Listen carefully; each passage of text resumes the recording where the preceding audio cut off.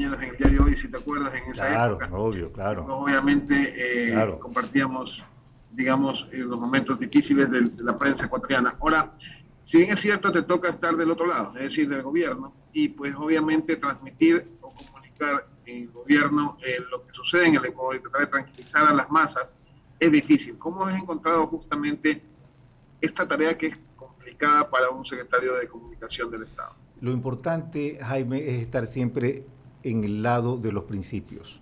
Si tú mantienes unos principios claros, si tú eres partidario de la libertad, de la transparencia, donde estés vas a ser el mismo. Estás en un lado o estás en el otro, pues estás defendiendo los mismos valores. Y yo creo que tengo la ventaja de que amigos como tú o como los que estamos aquí sentados en esta mesa, compartimos principios desde hace mucho tiempo. Tenemos unos valores que hemos defendido a lo largo del tiempo. Y yo creo que eso pues me hace sentir muy cómodo en el lugar donde esté. Correcto. Y el tema está en que uno de los temas más difíciles es manejar justamente decisiones gubernamentales y comunicar al Ecuador, por dar un ejemplo, el tema de la gasolina o un tema económico. Y te ha tocado poner la cara, Carlos, y la verdad es que en este tipo de cosas, ¿cuál es digamos, el presidente, qué es lo que te dice para que puedas tranquilizar a las grandes masas y decirles que obviamente no hay cómo hacer otra cosa, ¿no? Porque es difícil comunicar, sobre todo a los ecuatorianos, las difíciles decisiones que tienen que tomar el día de hoy? Bueno, no es difícil, porque a ver, hay una meta del gobierno que es una meta muy importante y que quizás la sociedad no lo está valorando o quizás no lo hemos comunicado correctamente. El gobierno tiene como objetivo eliminar el déficit fiscal. No lo quiere reducir, lo quiere eliminar y entregar el gobierno después de 4 años con un superávit. Esta es una meta muy importante, eliminar el déficit fiscal, entregar el gobierno con superávit. Se recibió el Estado con un déficit de 7.000 millones de dólares. Se lo ha rebajado en este año a 4.000 y esto implica una reducción del gasto muy importante. Y claro, se necesitan ingresos también, de tal manera que el próximo año la meta es reducirlo al 2.000, a 2.000, 2.500 millones de dólares. El tercer año debe haber déficit cero y el último año debe haber superávit. Esta meta muy importante es lo fundamental y es muy importante para el país, es muy importante para la sociedad. Y entonces dentro de eso hay que ir reflexionando y siendo muy cuidadosos con el gasto. Cada 10 centavos, por ejemplo, que se rebaje en el precio de los combustibles, significan 100 millones de dólares. Y esto hay que tenerlo muy en cuenta por todas las dificultades que pueden haber. Por ejemplo, la tragedia, no llegó a tragedia, pero lo que ha ocurrido en el Coca, en la erosión regresiva del río Coca, que ha provocado la paralización de las exportaciones de petróleo, que significan alrededor de 500, más de 500 millones de dólares que dejan de ingresar al Estado. Entonces, el gobierno tiene que ser muy cuidadoso con el gasto, porque de pronto tiene una emergencia que tiene que enfrentar. Lo que está pasando en Zaruma, yo no tengo cuantificado en este momento cuál va a ser el costo de Zaruma, pero va a haber un costo. Y entonces, pues el gobierno tiene que cuidar el dinero, ¿no? Manejarlo con mucho cuidado, tener en cuenta las variables que hay. Y entonces, ese es el problema. Entonces, no es difícil de explicar, mi querido Jaime, la, la meta del gobierno, que es la de eliminar el déficit fiscal. Y esa es una de las metas más importantes que se ha propuesto el gobierno. Y este año pues lo ha manejado bastante bien. Y el próximo tiene las herramientas para terminar bien también.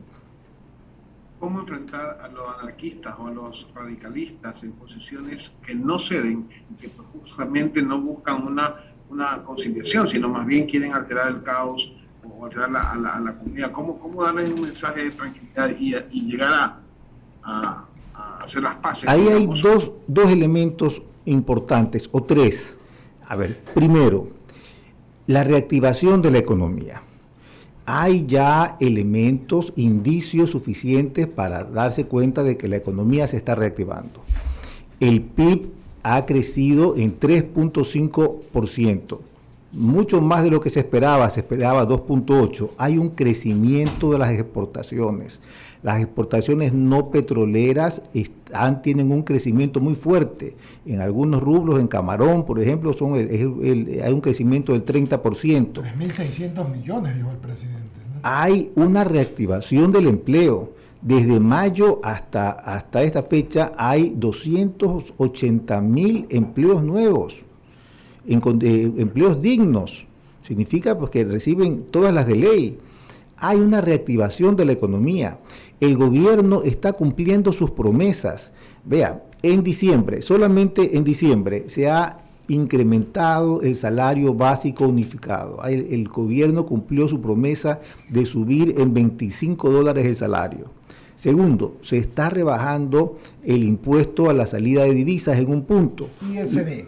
El ISD, lo cual significa que se podrá abaratar el costo de producción de muchos productos, de todo lo que se importaba, se va a reducir el costo.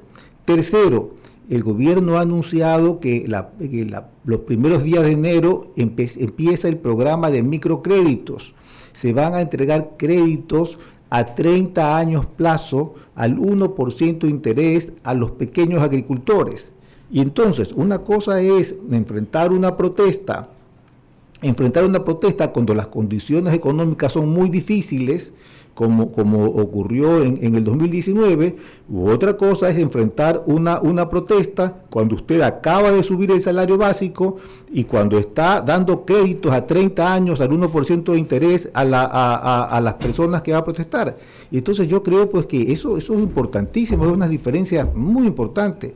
Segundo, la actitud de diálogo, esta vocación del gobierno de sentarse a conversar, de escuchar a los demás, de enriquecer sus propuestas con el criterio de los demás. Esto es muy importante, porque aquí no hay un tema de enfrentamiento. El gobierno está dispuesto a sentarse con todos los actores sociales a conversar y a resolver los problemas. Tercero, el gobierno sabe, está consciente que tiene que gobernar. Y dentro de gobernar significa hacer respetar la ley y establecer el orden. El gobierno tiene las herramientas suficientes en la ley para que se respete el orden, para que las personas que quieran salir a trabajar puedan hacerlo, para que los caminos no sean cerrados, para que no haya vandalismo en la ciudad. Y entonces, el que viola la ley debe saber que tendrá que atenerse a las consecuencias. Y hay, como le decía, para resumirlo, hay tres elementos. Uno, hay una reactivación económica en marcha. Segundo, hay una voluntad de diálogo. Tercero, hay la decisión de hacer respetar la ley. Y entonces, estos son los elementos, creo yo, con los que el gobierno entra al mes de enero. Clarísimo, Carlos, y agradecerte por esas respuestas. Le doy paso a la cabina central para que continúen con la entrevista. Muchas gracias. Gracias, Arno. Un gusto verte. Carlos, y precisamente, ¿no? Cuando uno conversa, porque parte de nuestro trabajo es conversar con la gente de fuera del país me refiero, ¿no? Y realmente hay una percepción muy positiva. Y es increíble, ¿no? Porque la gente acá en la región ve admirablemente el proceso que está pasando aquí en el Ecuador.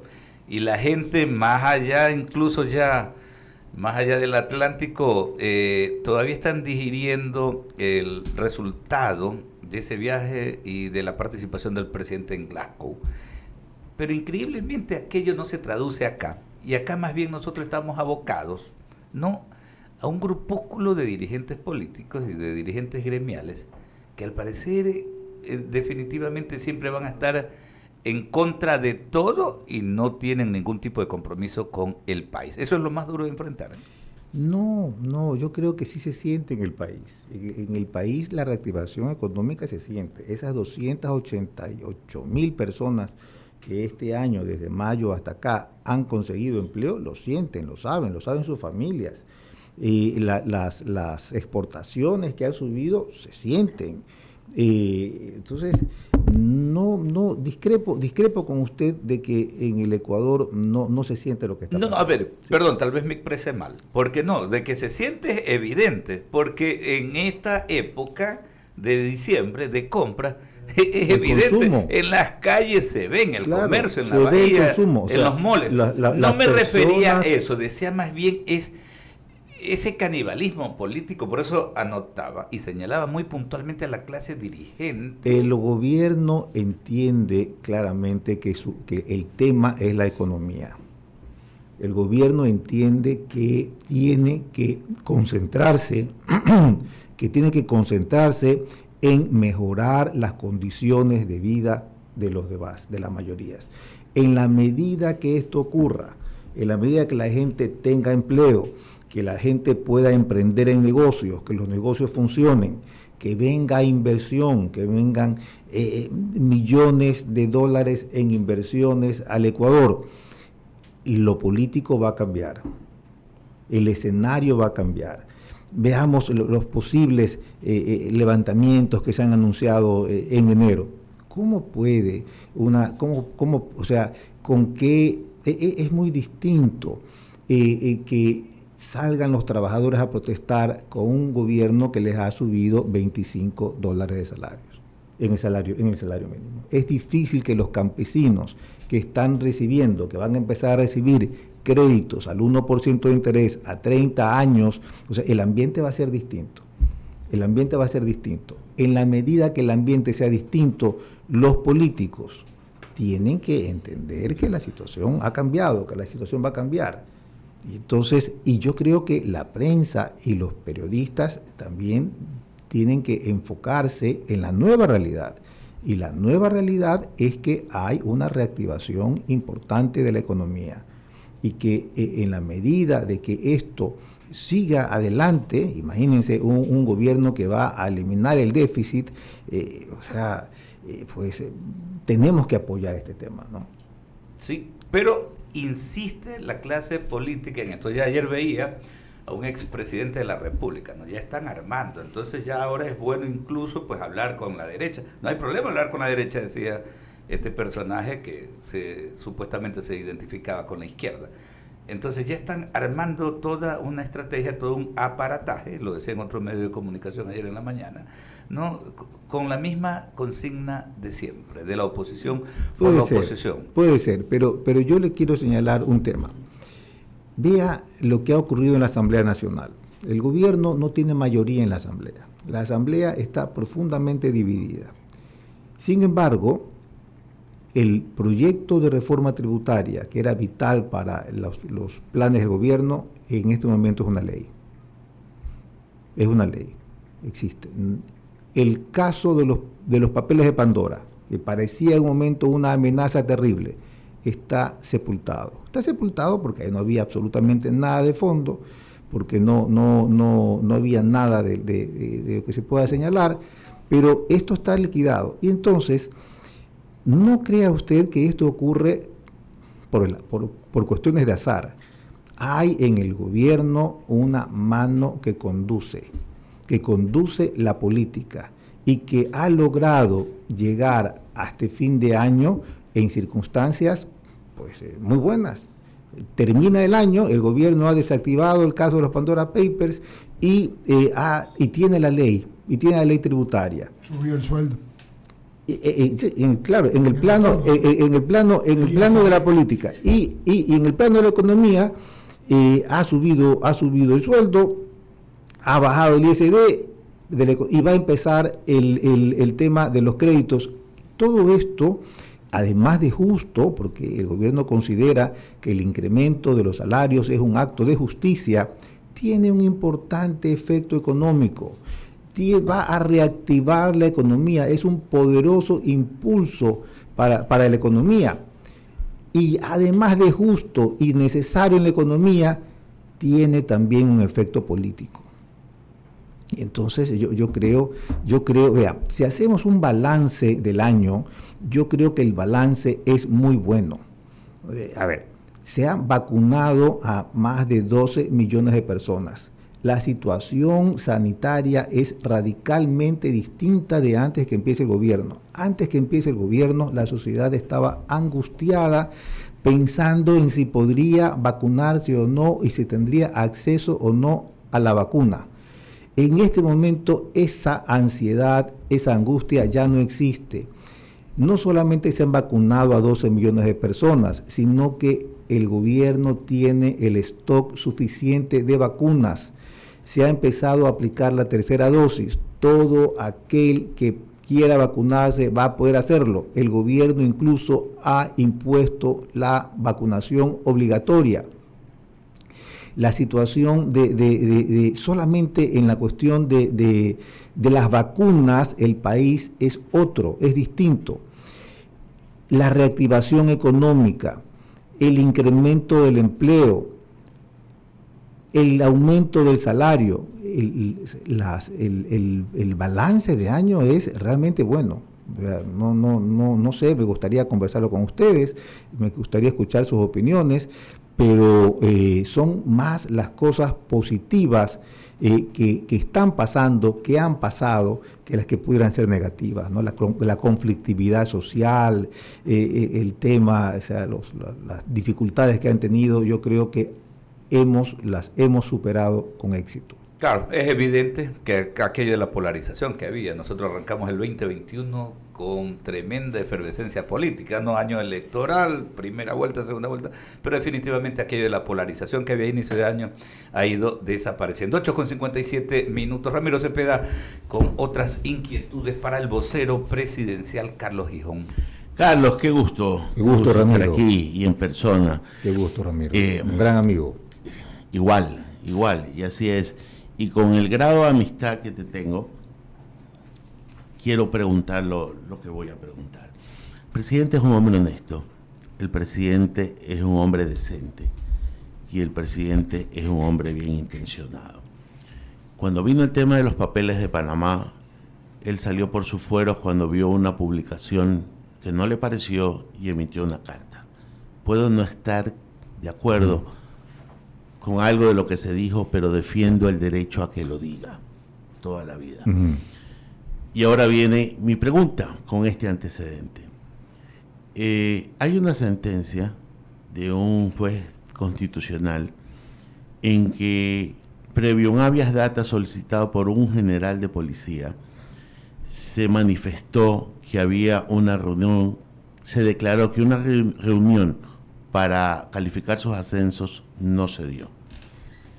Ese habeas data sirvió para ir donde la jueza constitucional, y la jueza constitucional le dio la razón a ese general y a otros 3 más, e incluso en esa sentencia derogó el decreto que había emitido el presidente diciendo que había sido inducido a un error. Con estos antecedentes son reintegrados estos 4 generales al servicio activo. Luego después viene un embajador, respetable por cierto, y cita que hay narcogenerales, a lo que sí reacciona el gobierno y dice en la entrevista que estuvo Eduardo que se refería a unos generales cesados, pero acto seguido le cancelan la visa a los 4 generales que obtuvieron su ascenso vía esta sentencia. Primera pregunta, ¿cuál ha sido la respuesta del presidente y del gobierno frente a esa sentencia de un juez constitucional en que dice que fue inducido por una ministra de gobierno a un acto que no existió? Yo no he escuchado una declaración del presidente en ese sentido. Pero usted está confundido, Ramiro. Alexandra Vela no era ministra de gobierno cuando ocurrieron los hechos a los que se refiere. Ya, pero estoy diciendo que era una sesión que no existió. Pero no estaba la era el ministro fallecido, nuestro amigo César Monge. Así es. Ya. Entonces, pero dice que esa reunión no existió. Un hecho que habría que averiguar, que conociendo la firmeza y transparencia del presidente, lo menos que puedo pedir yo como presidente de la República, ¿sabe qué? Explíquenme qué pasó aquí, porque si una sentencia dice que me han inducido un error, déjeme ver. Y después, si le dice a un embajador, hay 4 generales o hay narcogenerales, investiguemos y vamos a la fiscalía como ha sido su estilo, porque él no se queda con los brazos cruzados, él va a hacer lo que tiene que hacer, porque es un hombre de decisiones. Y ambas cosas, Carlos, por lo menos no las he visto o no me he enterado. Bueno, aquí hay muchos temas, por lo menos hay 3 temas que ha mencionado, por lo menos hay vamos 3 temas uno por uno. Que ha mencionado. Podría haber unos 8, pero vamos a escoger 3. Primero, el tema de la libertad de expresión. Y me parece muy importante, lo que Ramiro ha planteado. Me parece muy interesante todos los temas que Ramiro ha planteado. Esta transformación que está viviendo el Ecuador, la está viviendo dentro de un clima total de respeto a los derechos de los demás. El respeto a la libertad de expresión, yo creo que no lo vivía este país desde hace mucho tiempo. Primero. Segundo, el clima de transparencia. No hay hasta este momento ni una sospecha de corrupción en el gobierno, pese a todos los ingentes contratos que se han hecho, la contratación de vacunas, todo lo que se ha hecho hasta este momento, nadie ha mencionado una sombra de sospecha de corrupción, y eso es importantísimo. Eso es muy importante, quizás no lo estamos valorando en su debida dimensión, pero estamos en un gobierno que respeta a los demás, la libertad de expresión, el respeto a las instituciones. A la institucionalidad. El respeto a la institucionalidad, la relación con la Asamblea Nacional, una relación de respeto, con la justicia, ¿no? El gobierno no intenta usar la justicia para perseguir a nadie. Y esto, pues, esto es algo, me parece que es importante destacar, porque antes no ocurría de esa manera. Y el tema de la honestidad, ¿no? De la honestidad y la transparencia del régimen. Vamos ahora a un tema muy específico, que es el tema de los generales.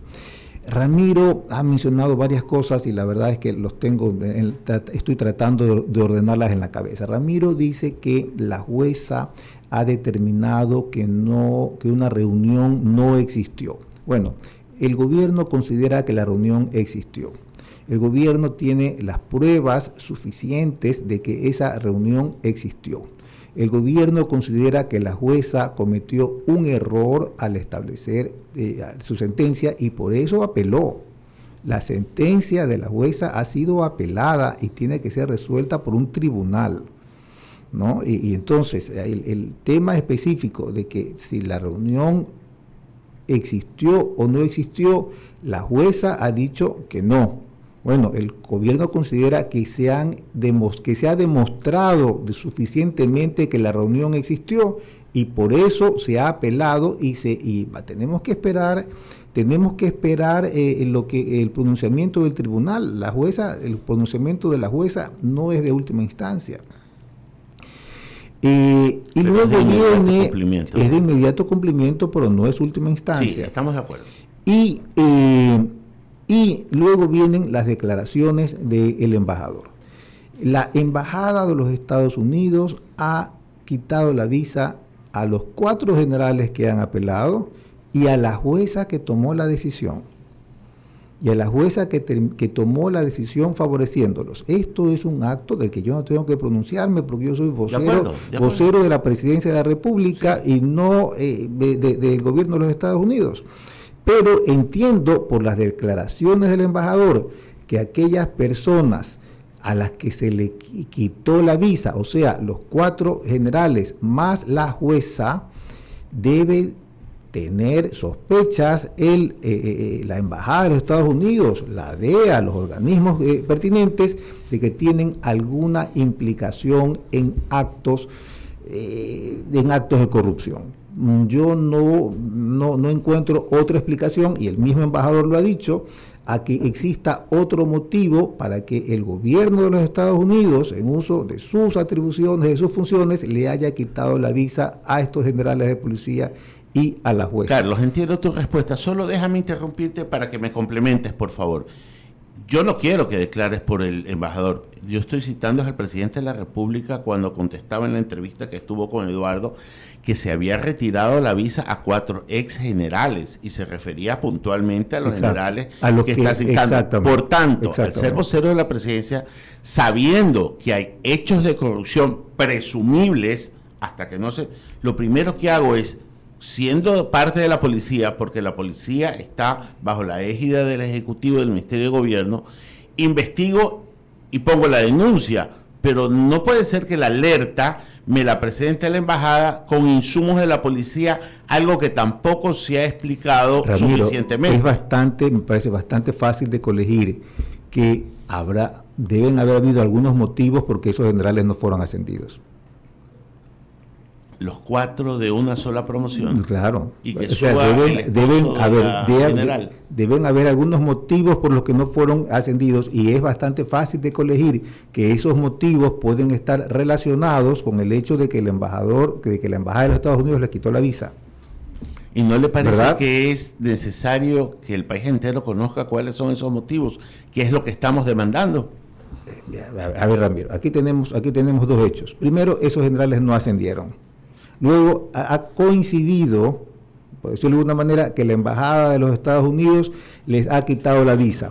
Y a la jueza es coincidencia también. Y a la jueza también. O sea, no, claro, no puede ser coincidencia, pues, Ramiro. Tiene que estar relacionado, es lo que estoy diciendo. Ya. Es lo que estoy diciendo, tiene que estar relacionado. Y entonces, ¿por qué el gobierno ha influido en los Estados Unidos para que le quite la visa? No. ¿La comandante de policía ha influido en la DEA o en la embajada de los Estados Unidos? No creo. Entonces, parece bastante fácil de colegir que hubo unas razones por las que esos generales no fueron ascendidos, y deben estar relacionados con los motivos que ha tenido la embajada de los Estados Unidos para retraer la visa. A esas razones es que me refiero. Esas razones son parte del Ejecutivo. ¿Por qué no las ha presentado sobre el tapete? Si tiene... A ver, el presidente no es de los que se queda callado cuando ve algo. Si tiene 4 generales comprometidos, sabe que aquí están y me voy donde la fiscal, pues. Ramiro, hay unos hechos bastante claros. Y no entiendo el punto hacia dónde quiere ir, porque me parece que las cosas están clarísimas. Sí, yo quiero comentar del tema 9 y 8 de la mañana. Normalmente, cuando un embajador se pronuncia con estas cosas y sucede todo lo que ha sucedido, lo que hay que hacer, que fue lo que me dijo el presidente a mí, sencillamente es que las cosas sigan su rumbo normal. Y si hay quienes no están de acuerdo, pues acudan a los organismos pertinentes para que se aclaren las dudas que se tienen que aclarar. No creo yo que un embajador de ese nivel, de un país como ese, va a dar una declaración así nomás. Ese es mi parecer. Ramiro está expresando el suyo. Aquí no hay... Yo no estoy hablando del embajador. No, yo estoy hablando por eso. Pero yo sí, porque me parece que es importante decir esto, que es muy importante. Pero ya meterse en estas instancias por parte de hablar de lo que dice un embajador de un país soberano es harina de otro costal. En todo caso te digo lo que yo pienso. Tú dijiste lo que yo digo es por qué, teniendo insumos, la policía no los pone. Hermano, ya lo has preguntado 3 veces. Entonces Carlos te dijo también su parecer. Estamos en un punto muerto. Sigamos con el tema, porque si no nos vamos a enfrascar en un asunto de entrevista. Yo quiero saludos a Javier Segarra, que está con nosotros esta mañana también. Hola, Javier. Javier, buenos días. Hola, ¿cómo le va? Iba a cerrar yo, pero hagamos lo siguiente. Voy yo y luego cierras tú, Javier, por favor. A ver, no hay problema, Eduardo. Buenos días. Gracias, querido hermano. A ver, yo te voy a cambiar la figura. Ya que hemos hablado de muchos temas políticos, que es lo que hablamos usualmente nosotros, y voy a comenzar en cambio yo con la perspectiva del año 2022. Escúchame bien esto, Carlos, por favor, y que la audiencia y ciberaudiencia o televidencia nos escuche y nos vea. La gente ha apostado mucho este año. Apostaba a este fin de año con la renovación. En el turismo, sobre todo, hubo mucha algarabía. El efecto Lazo se dio. Pero ¿quién podía pensar que este Omicron se nos venía a meter por la tangente y nos partió, ¿no? Entonces, ayer estuvo Nils Olsen aquí, llamó mucha gente de turismo, pero ¿qué pueden hacer? ¿Qué puede hacer el gobierno cuando pasa esto? Lo que puede hacer es vacunar. Lo que puede hacer es seguir haciendo campañas, Carlos, campañas masivas para que esos 2 millones y pico de gente, que se lo dije al presidente, que hay una diferencia entre la primera y segunda vacunación, que se vayan a vacunar y que se pongan la tercera dosis. Esa es la parte que creo que se puede hacer. Pero yo voy a la reactivación. Le pregunté también al presidente cuándo iba a mandar sus 2 leyes. Me dijo que iba a mandar la de inversión primero, en enero, y que luego iría la otra en marzo o abril. Y lo entiendo por la conflictividad y para tratar de políticamente soldar el tema con los que los tiene que soldar. Mi pregunta sobre este tema, Carlos, y con este tema que tú decías también del poliducto, del OCP y todo lo que pasó, hay unas ingentes pérdidas para el Ecuador. Pérdidas que nosotros las asumíamos, y esto es penoso porque todos los asumíamos, como cuando tú en una casa dices, bueno, yo voy a hacer tal arreglo de mi techo, de mi patio, y de pronto te sale un problema de un hijo enfermo. Inesperado, así es. Que te cuesta muchísimo. Muchísimo. Claro. Entonces, o sea, 500 millones de dólares es la tercera parte de lo que se va a recaudar en la reforma tributaria. Qué barbaridad. Claro. Uno. Y claro. dos, lo cual impone al gobierno la necesidad de recuperar esos 500 millones de dólares, y el gobierno piensa que la vía es incrementando la producción petrolera. O sea, incrementando la producción petrolera es como el gobierno piensa recuperar eso que está aumentando la producción. Aumentando la producción. Y en este sentido, Carlos, con este hueco que podremos aumentar la producción, hemos entrevistado a algunos expertos y nos dicen que eso puede demorar, que va a demorar, ¿no? Bueno, también se decía que era muy difícil la vacunación. Se decía que era casi imposible vacunar. ¿Tú tienes fe que esto va a dar? Yo sé que el presidente de la República es un hombre con una gran tenacidad, con una gran capacidad de trabajo, que está sentado en este momento buscando cómo hacer las cosas, cómo lograr sus objetivos, y es un hombre incansable. Es un hombre incansable. Y entonces, es un hombre incansable y se ha propuesto este objetivo, ¿no? Y como hasta este momento he visto que normalmente cumple sus objetivos, no tengo muchos elementos para decir. Claro, sí, o sea, yo creo que si no se puede hacer, si no lo logra hacer, es que es imposible. Qué terrible. Es que te digo, es que si todo el mundo estamos con la expectativa, el efecto Lazo, no lo que no queremos, era justamente esto de la inversión. Con otro tema, y te hablo, comencé hablando con esto. Estábamos hablando de las perspectivas del próximo año. 22. Yo creo que las perspectivas del próximo año son muy buenas.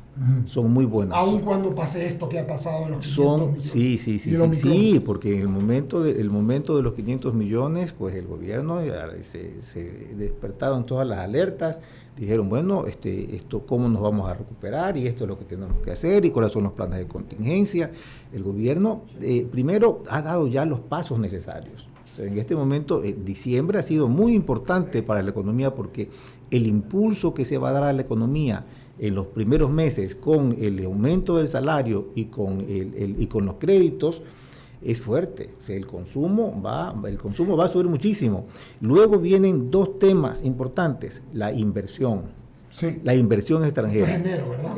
Claro. En enero se va a enviar la ley. No solamente el envío de la ley, sino que los planes están hechos.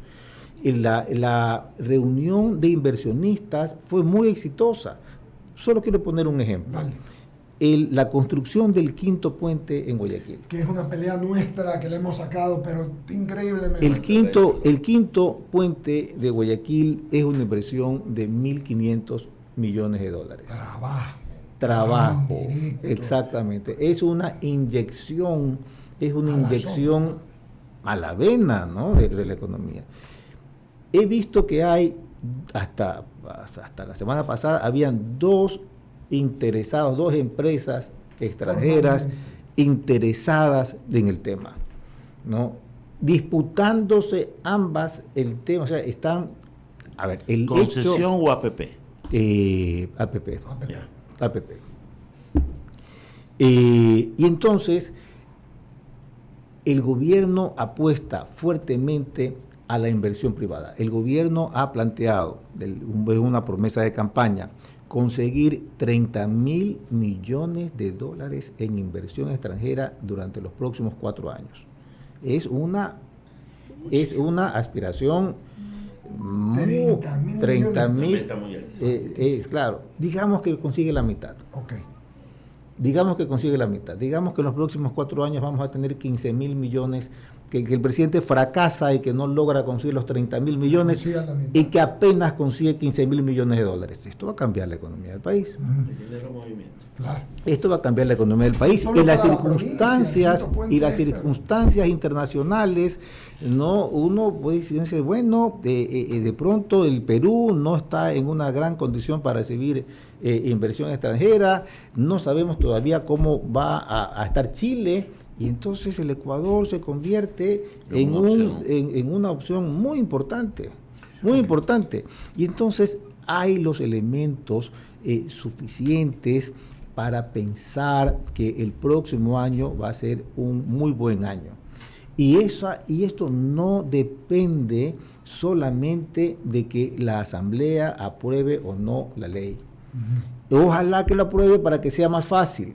Claro. Estoy seguro que es posible aprobarla, porque así como se llegaron, como pues se gestionó que pase por el Ministerio de la Ley, la ley anterior, pudiera ser muy bien que se dé esto, pero que no se dé, si la Asamblea no aprueba, no va a impedir los esfuerzos del gobierno por atraer la inversión extranjera.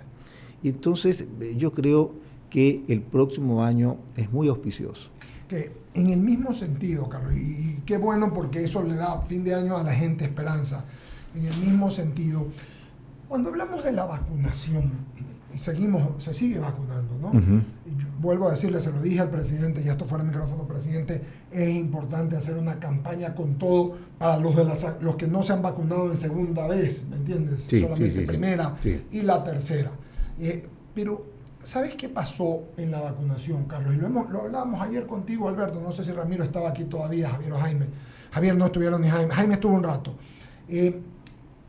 Mucha gente se ha quedado out con el tema de depresión, mucha gente está, y esto es por la soledad, por por no poderse contagiar, por sus trabajos complicados, pero también esa depresión es dura. Entonces, decirle a la gente, vas a tener un mejor año, vamos a transmitir optimismo, lo que estás diciendo, mira, vamos a tener esto, a la gente yo creo que le da deseos de vivir y de tener mejores días. Y cuando tú tienes y generas optimismo y generas hechos que a la gente le den capacidad de tener bienestar, pues Carlos, eso es importante. Hay razones objetivas para pensar que el próximo año va a ser mejor. El quinto puente es una realidad, ¿verdad? Claro. Es una realidad que se va a concretar. Sí, en el 2023 este año se terminan las ofertas y después vienen todo lo demás. 2023, esa es la idea, ¿verdad? Esa es la idea, exactamente. Una más de mi parte para pasarlo a Javier. Carlos Guión, en todo este tiempo que has estado, al gobierno se lo acusó de bastantes cosas. Nosotros incluso en algún momento criticábamos que nos parecía que en el Ministerio de Gobierno faltaba algún manejo, hasta que se ha demostrado, sobre todo en la parte final del año, que sí hubo manejo político ya al final. Pero no al final. Quizás lo vimos al final. Claro, quizás al final se hizo evidente. Ya fue evidente. Fue evidente. Claro, quizás al final fue evidente, pero la construcción de una relación de respeto institucional con la Asamblea, me parece que fue un tema que se siguió paso a paso, ¿no? Y los resultados, yo creo que en este momento son evidentes. O sea, podemos decir que ha sido exitosa la gestión política. Okay. Ha sido muy exitosa la gestión política, sin estridencias, sin atacar a nadie, sin insultar a nadie, basados en el diálogo. basados en el diálogo, esas largas reuniones con los asambleístas de Pachacuti, con los asambleístas de la izquierda democrática, con los asambleístas de todas las bancadas, escucharlos. Yo recuerdo cómo cuando se presentó el proyecto de ley, de una vez que lo había regresado a la Asamblea y se sentaron a conversar, a consensuar, cómo enriquecieron ellos, cómo Pachacuti ayudó a construir un nuevo proyecto. Uh-huh. Qué bueno. Y entonces esa capacidad de escuchar al otro, yo creo que al final ha dado resultados, ¿no? Al final ha dado resultados, al final se lograron, la ley está vigente y el caso Pandora está sepultado. Tú no solamente eres un vocero, también eres un asesor presidencial, ¿verdad? Y esto lo he podido... O sea, soy el decreto dice que soy un consejero del presidente de la República, a quien se le ha encargado la vocería del gobierno. ¿Qué es lo más difícil? De la presidencia realmente. Tienes 3 meses ya en el cargo, ¿no? 2 va para 3, ¿verdad? 2 va para 3, sí. ¿Qué es lo más difícil en este tiempo que te ha tocado? Bueno, cuando el día que yo entré al gobierno, había unas movilizaciones indígenas. Ha sido, me inauguré con movilizaciones y no se ha parado. Y 2 semanas después teníamos una masacre muy grave en los centros penitenciarios. Sí, ha sido bastante difícil. No diría, el momento más difícil creo que ha sido las horas posteriores a la masacre, por la natural, creo yo, ira y desconcierto que había en la sociedad, ¿no? Había un desconcierto muy grande en la sociedad. Todavía no se sabe qué pasó. Y esto es una cuestión que yo supongo que la Fiscalía tiene que averiguar. ¿Quién ordenó los crímenes y por qué los ordenaron? ¿Ha empezado un proceso de investigación en la Fiscalía? No lo sabemos. Puede ser que haya empezado y nosotros no lo sepamos porque las investigaciones son reservadas. Pero la sociedad tiene derecho a saber. Tenemos derecho a saber quién ordenó los crímenes. ¿Y por qué? ¿Y por qué los ordenaron? ¿Cuál era, o quiénes? ¿Cuál era el objetivo? ¿Cuál era el objetivo? ¿Era el objetivo matar a esas personas? Parece que no, porque no las conocían, no tenían una enemistad con ellas, o sea, no eran sus enemigos. No lo sé, pero esto es algo que yo creo que la justicia, está en el papel de la justicia y también en la prensa. En el periodismo de investigación, ¿no? El periodismo de investigación, que hay un gran periodismo de investigación en el país. Pero en todo caso, eso no es algo que me compete en este momento, lo estoy opinando como ciudadano, pero sí, ese ha sido el momento, yo creo, más duro, más difícil desde que yo asumí esta labor como consejero presidencial. Para pasarlo a Javier, tengo 3 comentarios más que preguntas. Manuel Cucalón, Manuel Eduardo, un querido amigo y oyente, dice: normalmente no estoy de acuerdo con el abogado Cepeda, sin embargo comparto su duda y pregunta. Es difícil entrevistar a un amigo y del nivel del entrevistado. Mucha pelota a ustedes, mucha experiencia y capacidad en el panel y del entrevistado. Gracias, Manuel Eduardo, muchas gracias. Hay otro más que dice... qué bueno que nos soy una penitente dulce, no soy. Segundo, dice otro entrevistado, dice, Azucena comenta lo siguiente: qué bueno que nos den optimismo, porque la verdad con esto del Omicron y la joda, no son buenas las cosas. Tiene razón, pues no tiene razón, ¿no? Sí. Pero yo quiero señalarles ahí un tema muy importante. Sí, en este momento el país, el mundo está ante esta variante, ante esta prolongación de la pandemia. Sin embargo, las circunstancias que vivimos son radicalmente distintas a las del año pasado. En este momento estamos vacunados. El que no se ha vacunado ha sido porque no ha querido, no porque no pudo hacerlo. Estamos vacunados, hay el stock suficiente de vacunas para hacerlo. Hay la infraestructura que ya se demostró que servía. Y todo esto se ha hecho en un ambiente de transparencia y de libertad. Entonces la situación es totalmente distinta. Estamos en capacidad de enfrentar dentro de lo posible, ¿no? Dentro de lo posible esta nueva amenaza, ¿no? El país está en capacidad de enfrentar esta nueva amenaza. El año pasado no lo estábamos. Y hay que ser realistas también, ¿no? O sea, pudiéramos no estarlo. Claro, pero viendo en paralelo, ¿no? Claro. En las circunstancias del país el año pasado, ¿no? En esta misma época. Pero incluso si ahorita comparamos la situación con otras naciones, con otras sociedades, donde hay una angustia terrible, en países industrializados y todo. O sea, la verdad, claro, es que o sea, vean, no es que estamos preparados porque así es la vida, por el azar. Estamos preparados porque ha habido una gestión excelente, una gestión que muchos pensaron que era imposible realizar.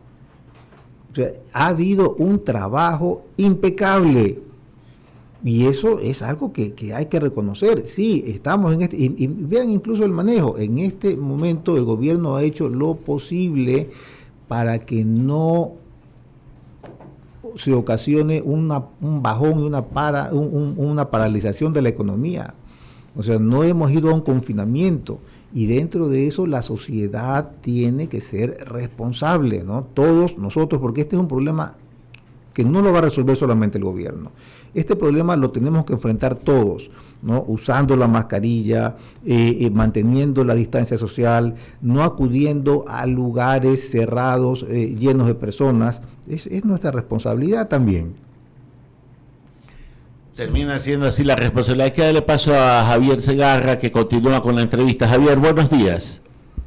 Gracias, Ramiro, y buenos días. ¿Cómo le va, Carlos? Un gusto saludarlo. Qué gusto verlo, Javier. Plataforma.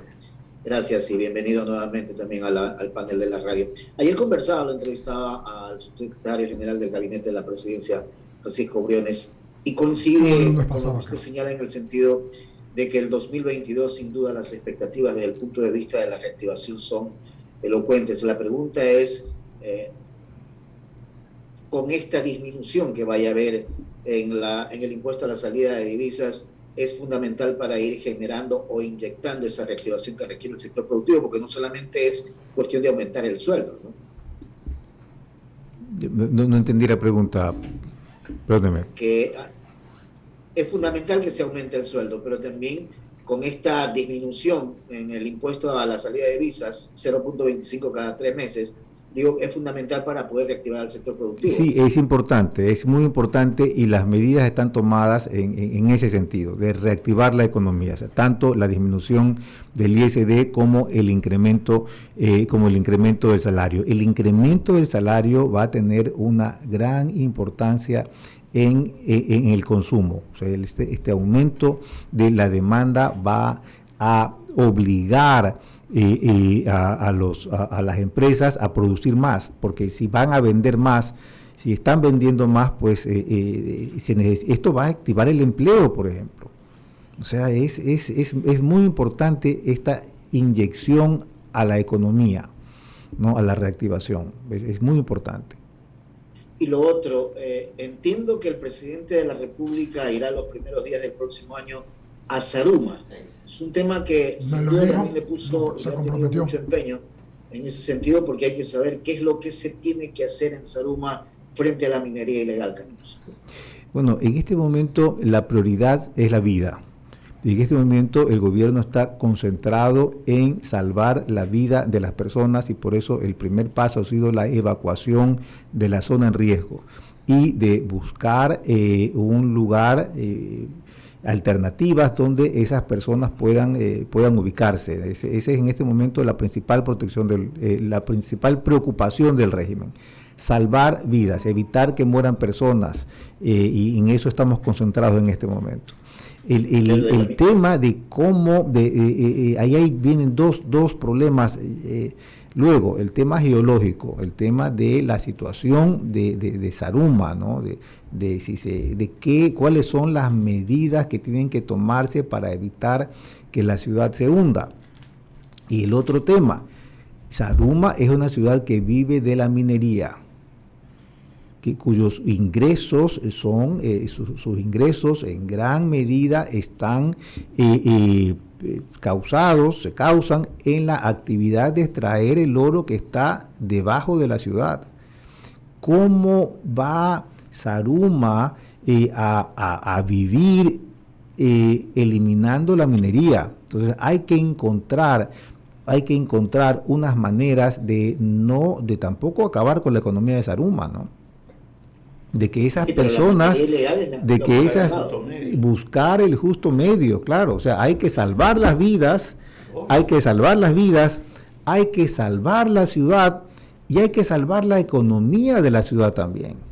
Y entonces las medidas que se van a tomar, pues, deberán ser meditadas para no causar, o sea, un cierre total de todo, pues podría matar la ciudad también. Sí, señor. Y entonces hay que evaluar con mucho cuidado. En este momento, la principal preocupación es salvar la vida de las personas. Es la primera en la ponderación, Claro, la vida. la vida, ¿no? Y entonces Si no hay se gente tomarán sana, no hay país, pues. se tomarán las medidas necesarias para salvar la vida de las personas. Se han tomado ya. El tema geológico de cómo evitar que la ciudad se hunda es algo que el gobierno está trabajando también, ¿no? con mucha fuerza. Y el tema luego es la economía de la ciudad. La economía de la ciudad no puede estar ajustada a la minería ilegal. En eso yo creo que coincidimos todos. Estamos de acuerdo, obviamente. Si no se trata de que sea ilegal, sino de que sea legal. Claro. Y que sea en orden y bien hecho. Obvio, que sea, claro. Sí. Jaime, por favor, continúa con la entrevista. Tengo un par de mensajes rápidos, interesantes, como unos 9, y después leer un par. Arcadio Rosemena saluda y dice, pregúntale a Carlos Llosa, Arcadio, ¿no? ¿Por qué hay que seguir haciendo trámites presenciales en entidades públicas? Por ejemplo, tengo que ir personalmente al registro civil a renovar firma electrónica. Se quiere evitar aglomeraciones y no están ayudando al ciudadano. Por favor, de mi parte, que te salude y que te dé este comentario. Ok, tomo nota, Arcadio. Un cariñoso saludo. Desde Quito nos ha estado escuchando Juanito Riz. Le mandamos un abrazo. Dice Juan Riz. Sí. Juan Riz, a los años, Juan Riz. Juan Riz, el hermano de Ingenio Universo. Este es un gran comunicador. Juan Riz, ¿no? dos de vez. Es así el segundo apellido. Nos saluda, que nos está escuchando desde la capital de la República. Y saludos, dice, Juan. Saludos. Raúl dice, en cambio, buenos días, Eduardo. Saludos a todo el panel. No quería dejar la oportunidad de desearle a toda I99 y al vocero de la presidencia que tengan un año lleno de bendiciones, muy robusto y cargado de salud. Y como dice el señor Gijón, ojalá venga muy robusto también de posibilidades, abundancia para todos los ecuatorianos, pero sobre todo mucho orden y paz, que es lo que queremos los ecuatorianos. El señor Gijón está robusto también. Pero ya eso lo vaciló, pues ya eso Sí, ya... pues Que venga de Ramiro. Sí. O sea, el burro hablando de orejas. ¿No? Pero es que yo siempre he sido robusto. Que venga de Ramiro. Un palillo. Es interesante. Y hay un par más que vale la pena leerlas porque son Por favor. buenas. El doctor Edison dice lo siguiente: combato todos los días con el tema del COVID. Soy médico.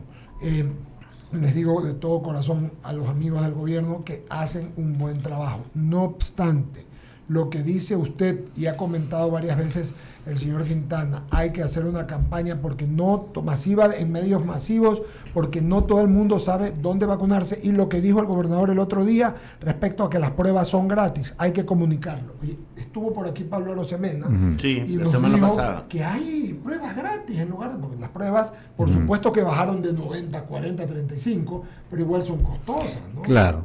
El tema de... Yo creo sí que el tema de... para que las personas, el incentivo para que las personas se vacunen, yo creo que se ha tomado con el momento de que no se está permitiendo entrar a las personas a sitios públicos que no tengan el carnet de vacunación. O sea, cuando tienen que ir al centro comercial Lo veía ayer. y no pueden entrar porque no tienen certificado de vacunación, pues tendrán que vacunarse, ¿no? Tendrán que vacunarse tendrán que vacunarse para ir al supermercado, para ir al estadio, para ir al cine, tendrán que vacunarse, o sea, y lo bueno es que hay cómo, y que es fácil. Tiene la vacuna. O sea, se tiene las vacunas, se tienen los centros. Yo me puse la tercera dosis la semana pasada con una gran facilidad. Sí, a mí me tocó esperar como 40 minutos, pues nada dramático. Con una gran facilidad. No es dramático, así. Sí, no es drama. Lo normal. Es sencillo. ¿Sabe a mí lo que me disgusta de la gente? Es que si no es Pfizer, no me vacuno. O sea, ya se ponen hasta exigentes. Bueno, había Pfizer. Sí, lo que le digo, Carlos, es que hay oferta de variedad que antes que no había nada, no éramos tan exigentes como ahora. Pero hay Pfizer. Sí, o sea, lo en que este quiere, momento llegaron 2 millones el otro día. preguntaban, cuando yo me vacuné, ¿cuál quiere ponerse? Sí. ¿Cuál vacuna quiere ponerse? Y entonces la situación es, pues... eso sí, oferta de vacunas es lo que la quieren, situación eso está clarísimo. es muy buena, o sea, pueden vacunarse, no hay ninguna... O sea, yo recuerdo pues, estas colas terribles que la gente madrugaba para vacunarse. Bueno, ahora es bastante sencillo. Nada de esto es por azar. La situación de las vacunas, que podemos ir a vacunarnos en cualquier momento con la vacuna que queramos en este momento, la situación de que se ha bajado el déficit fiscal, que la ley tributaria está en vigencia, que los papeles de Pandora fueron sepultados, que se ha aumentado el salario básico, nada es por azar. Hay una gestión muy cuidadosa, hay un presidente de la República que trabaja todo el día pensando en el bienestar de los demás, y por eso estamos viendo resultados. Este tema no es gratis, es un trabajo muy fuerte del gobierno y del presidente. La semana pasada yo conversaba con un familiar muy cercano al presidente, una conversación bastante larga, y algunas reflexiones eran de que el presidente, cuando se da cuenta de que algo no funciona o de que hay un error, lo corrige inmediatamente. A los 100 días de gobierno tuvimos aquí al secretario de la administración, a Iván Correa, y le preguntaba sobre la evaluación del gabinete, y me dijo que le había encomendado a él y a la ministra de gobierno la evaluación en aquella época. En esos momentos usted no era parte del gabinete. Hoy se está haciendo esa evaluación a fin de año un poco para dar cuenta de qué fichas necesita un recambio, de por dónde el gobierno hace, o sea, mejor dicho, voy a replantear la pregunta. ¿Se ha dado esta instrucción para que se haga esta evaluación? El presidente de la República está satisfecho con el gabinete. Conozco que el gabinete está ratificado. El presidente de la República está contento con el trabajo del gabinete, y eso es lo que le puedo decir en este momento. Sí, conozco que está ratificado. Sí. Sí. ¿Algo más, queridos amigos? Oiga, solamente algo, Carlos, ¿no? O sea, las paradojas de la vida, ¿no? Es que uno revisa cada momento el tema del costo del petróleo. El WTI está en 75.83. Ya subió de 73 a... Ayer estaba en 73, ahorita está en 75,83, ¿no? Ojalá se pueda superar este problema que sabemos también, y aquí lo hemos dicho con mucha responsabilidad. Esto es algo heredado, ¿no? ¿Qué problema esto de la erosión regresiva del río Coca, ¿no? Que está trayendo tantas dificultades, poliductos, algunas cosas. Pero y sin embargo debe estar terminado ya el SOTE, ¿no? La nueva variante del SOTE en estos días debe estar terminado. La primera semana de enero. La información que dábamos hace un momento era que el 30, es decir, el jueves. Que el jueves entraría el SOTE. Y el OCP... Se tardaba 2 semanas más. Sí, un par de semanas más. Claro, pero se ha actuado de inmediato. Y se ha actuado de una manera, por ejemplo, que no ha habido derrames. O sea, se cerró en el momento que se advirtió, que se recibieron las primeras alertas, no había contaminación. Se cerró el paso del petróleo, de tal manera que no ha habido derrames. Entonces, no ha habido se ha enfrentado la situación. Vean, claro, no se comenta el tema porque no pasó ninguna tragedia, Y por eso no estamos hablando del tema, pero hubo una circunstancia muy difícil, el gobierno ha actuado de manera muy técnica, no hubo derrames, se inició la construcción de la nueva variante de inmediato, se ha trabajado de manera incansable, de tal manera que en este momento estamos a punto ya de tener una nueva variante del oleoducto, y en enero, los primeros días de enero, se empezará a bombear nuevamente. Entonces, claro, aquí hay mucho trabajo, hay una muy buena gestión del ministro de Energía en este punto. Claro, y nosotros destacábamos incluso que han técnicos que están trabajando las 24 horas del día, pues durante todo esto, y hay unas condiciones climáticas terribles, porque veíamos las imágenes también en plena lluvia en ese sector del país. Claro, y las condiciones climáticas también lo permitieron, ¿no? Porque se temía de que el clima no permita, no ayudara a hacerlo tan rápido como se lo ha hecho, ¿no? Y que no llovió, porque se te subía el caudal. Sí, se ha logrado hacerlo. El clima que no se dañó. Pues. Y en febrero sube, entonces había que hacerlo hasta antes. Claro.